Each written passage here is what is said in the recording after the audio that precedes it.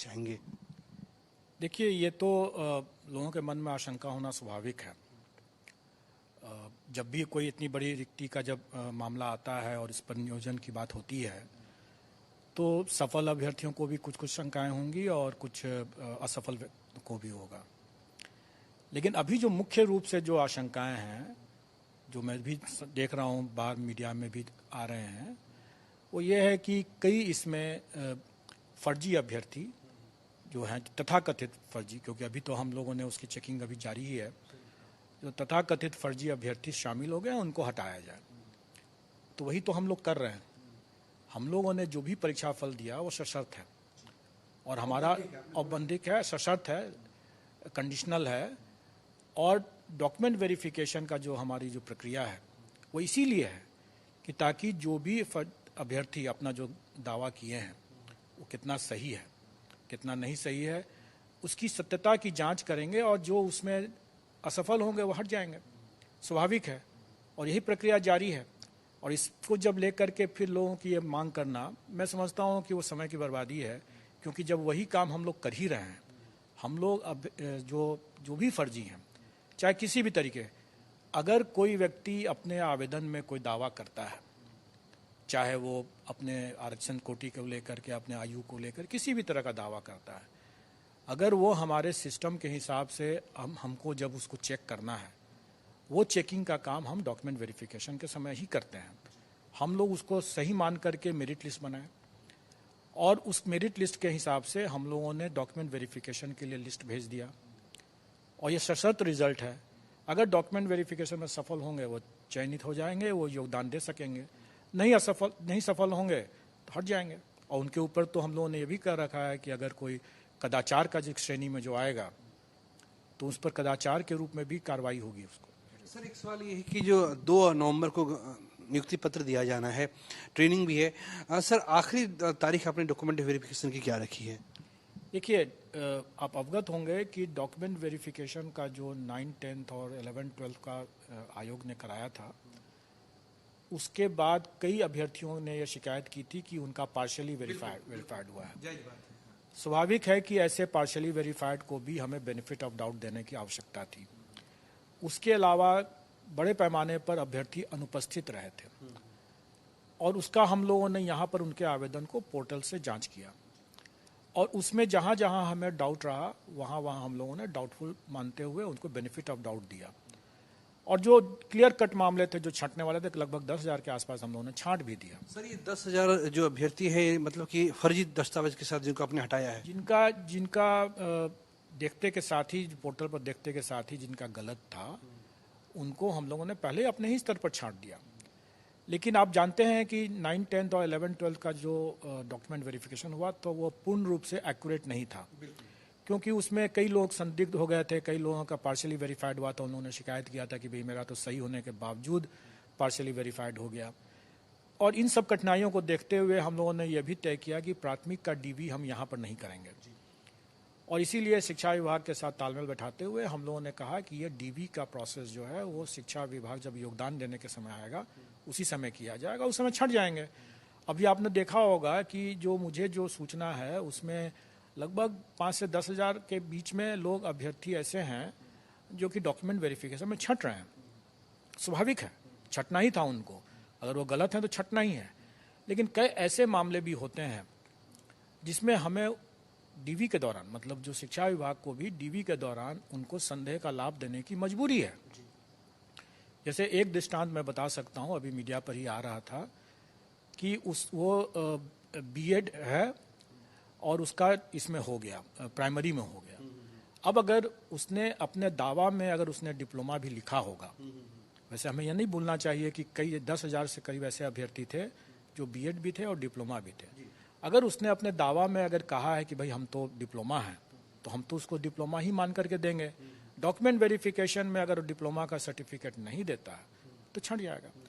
इसी तरीके से किसी ने बताया कि कोई कैंडिडेट है जिसका चयन हो गया और STET जो है वो पास भी है लेकिन वो डोमिसाइल बिहार का नहीं है, जबकि STET में ऐसी बातें थी।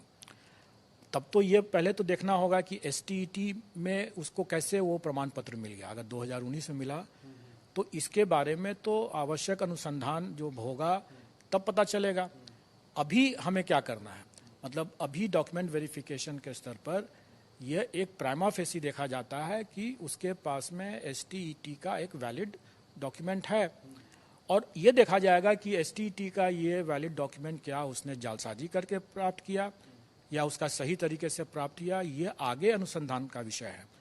और अभी हम लोग उसको रोक नहीं सकते हैं, क्योंकि हम लोग का जो इंडियन लीगल जूरिस्प्रूडेंस है कि हर कोई निर्दोष है जब तक कि वो अपराधी घोषित नहीं हो जाए, इनोसेंट टिल प्रूव्ड गिल्टी। जब तक कि वो गिल्टी प्रमाणित नहीं हो जाता है तब तक इनोसेंट मांग के किया जाएगा। और ये जो फर्जी दस्तावेज अगर कोई किसी भी जगह का लेके आता है, अगर वो मूल रूप में लाता है, प्रथम दृष्टव्या हम लोग प्राइमा फेसी उसको सही मानेंगे, और कालांतर में जब उसकी विहद जांच होगी, जो कि होना ही है योगदान के बाद भी होना। सर एक सवाल है, मान लीजिए कोई व्यक्ति है जिसने अलीगढ़ के किसी कॉलेज से उसने डीलेट किया है, और हो सकता है कि वो उसने वहां से फर्जी डिग्री बना ली हो, उसने सबमिशन कर दिया, तो सर क्या आप बाद में इसकी कोई जांच कराएंगे? कि हो सकता है सर आपने देखा कि ये डीलेट लिखा हुआ है तो आपने उसको पास कर दिया, आपने उसको ज्वाइन करा दिया। देखिए, ये काम शिक्षा विभाग का है जी, और ये काम होता है, और 100% सभी मामले में होता है, क्योंकि जो भी दस्तावेज उसने अलीगढ़ यूनिवर्सिटी का अगर मान लीजिए दिया है और वो फर्जी है, तो उसकी जांच तो अभी पता नहीं चलेगा। उसकी जब हम लोग कराएंगे बाद में जाकर के, मतलब शिक्षा विभाग जब योगदान के बाद जब कराएगा, और 1 साल लग सकता है उसमें, क्योंकि उसमें कॉरेस्पॉन्डेंस होगा अलीगढ़ यूनिवर्सिटी के साथ वगैरह वगैरह, और यह विषय वृहत अनुसंधान का है, वो इस स्तर का मामला नहीं है। अभी जो डॉक्यूमेंट वेरिफिकेशन जो हो रहा है वो प्राइमा फेसी देखा जाएगा कि डॉक्यूमेंट उसके पास है कि नहीं, योगदान करेगा, और अगर उसके बाद पता चलता है कि उसका अलीगढ़ यूनिवर्सिटी का वो दस्तावेज फर्जी था तो वो उस समय जेल जाएगा। सर एक सवाल है कि जो अभ्यर्थी है वो कट ऑफ जारी करने की मांग कर रहे हैं कि विषयवार जो है कट ऑफ जारी किया जाए, ताकि उन्हें पता लग जाए कि वो इस प्रक्रिया में नहीं आना था। वो कब तक जारी करेंगे? देखिए, कट ऑफ हम लोग हो सकता है कि आज ही जारी कर दें, सभी विषय का सभी आरक्षित श्रेणी का। वो मेरे पास आ चुका है, अब उसकी चेकिंग चल रही है, और जब चेकिंग ठीक हो जाएगा तो फिर उसको अपलोड कर दिया जाएगा। इसके साथ साथ मैं ये भी बता दूं कि जो डॉक्यूमेंट वेरिफिकेशन में लोग कह रहे हैं कि बहुत फर्जीवाड़े को छांटा जाए ताकि जो वैकेंसी हो उसको फिर से भरा जाए, और कई बार ऐसे लोग कह रहे हैं कि मल्टीपल रिजल्ट्स जो दिया गया है जबकि आपको एक ही रिजल्ट देना था एक कैंडिडेट। हाँ सर, ये शिकायतें आ रही है कि 9 से 10 में भी हो गया, 11 से 12 में भी हो। देखिए, रिजल्ट तो हम मल्टीपल देंगे, नौकरी उसको हम एक ही जगह करने देंगे। स्वाभाविक है वो एक से अधिक नौकरी नहीं कर सकता है, और जो 2 जगह मान लीजिए छोड़ देता है, अतिरिक्त जगह छोड़ना ही होगा तो वैकेंसी हो जाएगी। तो ये वैकेंसी अगर होती है तो इसको भी हम रेसिडुअल वैकेंसी मानते हुए सप्लीमेंट्री रिजल्ट से भर देंगे। वैसे ये अलग मुद्दा है कि ऐसे मल्टीपल रिजल्ट्स वाले कितने मामले होंगे। जी बिल्कुल। आप अवगत होंगे कि 9-10th में सिर्फ 4 ही ऐसा विषय था जिसमें कि अभ्यर्थी जो हैं वो वैकेंसी से ज़्यादा हैं, ज़्यादा संख्या में है, और वो है सोशल साइंस है, मैथ्स है, साइंस है, उर्दू है। अब इसके अभ्यर्थी अगर आप देखें कि मल्टीपल रिजल्ट्स की बात अगर करते हैं तो कंप्यूटर साइंस का कोई भी विषय 11th-12th में है ही नहीं। कंप्यूटर साइंस का, सोशल साइंस का कोई विषय, सोशल साइंस का कोई विषय 11th-12th में है ही नहीं।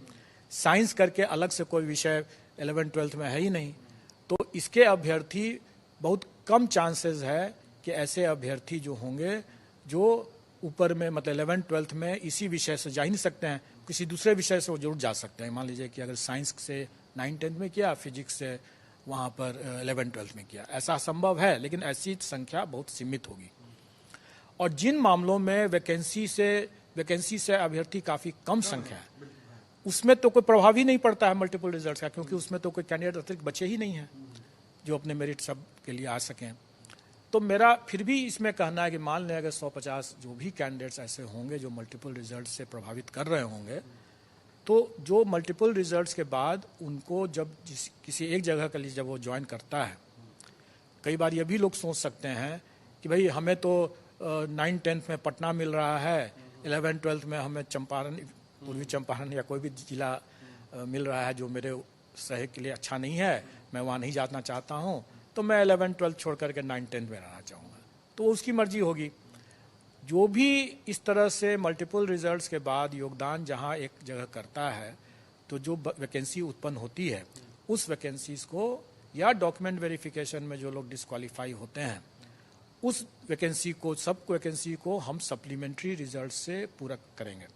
और सप्लीमेंट्री रिजल्ट में भी वही प्रक्रिया अपनाई जाएगी, मतलब कि फिर से डॉक्यूमेंट वेरिफिकेशन होगा उन अतिरिक्त अभ्यर्थियों का, और उसमें भी कोई छंटेंगे तो फिर से हम उसका भी अनुपूरक फिर निकालेंगे। सर, ये रिवाइज्ड रिजल्ट या नई मेरिट लिस्ट आप जारी करेंगे क्या? चूंकि अभ्यर्थियों की मांग है कि मेरिट लिस्ट द्वारा जारी की जाए, तो वो सर कब तक? सप्लीमेंट्री रिजल्ट, वही मैं एक बता रहा हूँ कि सप्लीमेंट्री रिजल्ट बिल्कुल जारी किया जाएगा जब हमारा डॉक्यूमेंट वेरिफिकेशन की प्रक्रिया पूर्ण हो जाती है, मल्टीपल रिजल्ट्स के बारे में पता चल जाता है कि कौन से अभ्यर्थी किस विषय में कौन से स्तर पर ज्वाइन करते हैं, फाइनली कौन योग्य हुए, कौन असफल हुए। जब वो आंकड़े जब हमें मिल जाएंगे, जो भी बैलेंस वैकेंसी बनेगा इससे, उस बैलेंस वैकेंसी को हम अपने सप्लीमेंट्री रिजल्ट से पूरा करेंगे। सर, मैं सीधे शब्दों में ये कहें कि जिनका 1,21,000 में नहीं हो पाया, आप जो नया जो सप्लीमेंट्री जो जारी करेंगे उसमें नए अभ्यर्थियों को मौका मिल जाएगा? बिल्कुल मिलेगा ही, मिलना ही है। अगर वैसे अभ्यर्थी उपलब्ध हो तो जो योग्य हों। कई विषय मैंने बतलाया कि उसमें अभ्यर्थी जो हैं उपलब्ध ही नहीं है, तो स्वाभाविक है कि उसमें तो कोई फर्क नहीं पड़ेगा। लेकिन जहाँ पर अगर अभ्यर्थी उपलब्ध है वहाँ हम लोग डेफिनेटली उसको पूरक से अनुपूरक जो कहें सप्लीमेंट्री रिजल्ट उससे भर देंगे। हमसे बात करने के लिए धन्यवाद। तो ये हमारे साथ बिहार लोक सेवा आयोग के अध्यक्ष अतुल प्रसाद थे। कुछ जो आशंकाएं थी उन आशंकाओं को उन्होंने दूर करने की कोशिश की है। सबसे बड़ी राहत की बात यह है कि जो सप्लीमेंट्री रिजल्ट है वो जारी किया जाएगा। एक बार पूरी अगर जो दस्तावेज जो वेरिफिकेशन है वो प्रक्रिया जब पूरी हो जाएगी तो फिर वो रिजल्ट जारी किया जाएगा। और दूसरी बात है कि जिस कट ऑफ की मांग हो रही थी उस